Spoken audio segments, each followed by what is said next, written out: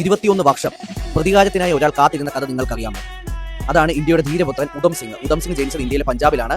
അദ്ദേഹത്തിൻ്റെ മാതാപിതാക്കൾ ചെറുപ്പത്തിലെ മരിച്ചു പോയതുകൊണ്ട് അദ്ദേഹം പിന്നെ വളർന്നതെല്ലാം അമൃത്സറിലെ ഒരു അനാഥാലയത്തിലാണ്. 1919 ഏപ്രിൽ 13-നാണ് ഇന്ത്യയിലെ ഹിസ്റ്ററിയിലെ ഏറ്റവും വലിയ ബ്ലഡ് ഷെഡ് നടക്കുന്നത്. ജാലിയൻവാല ബാഗ് കൂട്ടക്കൊല നമ്മൾ ഹിസ്റ്ററിയിലൊക്കെ പഠിച്ചിട്ടുണ്ടാവും. ജാലിയൻവാല ബാഗിൽ 1000-ഓളം ഇന്ത്യൻ ജനങ്ങൾ പ്രൊട്ടസ്റ്റിന് വേണ്ടി അണിനിരക്കുകയും ഈവിൽ കൊളോണിയലിസ്റ്റുകളായിട്ടുള്ള ബ്രിട്ടീഷേഴ്സ് യാതൊരു കാരണവുമില്ലാതെ ഫയർ ചെയ്യുകയും അങ്ങനെ 100-ഓളം ഇന്ത്യൻ ജനങ്ങൾ മരണപ്പെടുകയും ആ സംഭവത്തിൽ ചെയ്തു. ഇത് നേരിട്ട് കണ്ട വ്യക്തിയാണ് ഉധം സിംഗ്.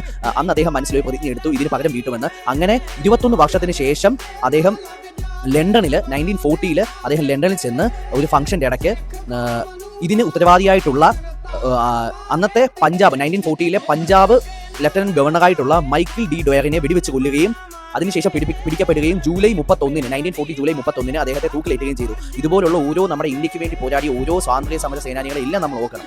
ഉധം സിംഗ് ഒക്കെ ഓരോ മനുഷ്യർക്കും മാതൃകയാണ് ഇന്ത്യക്ക് വേണ്ടി പോരാടിയത്.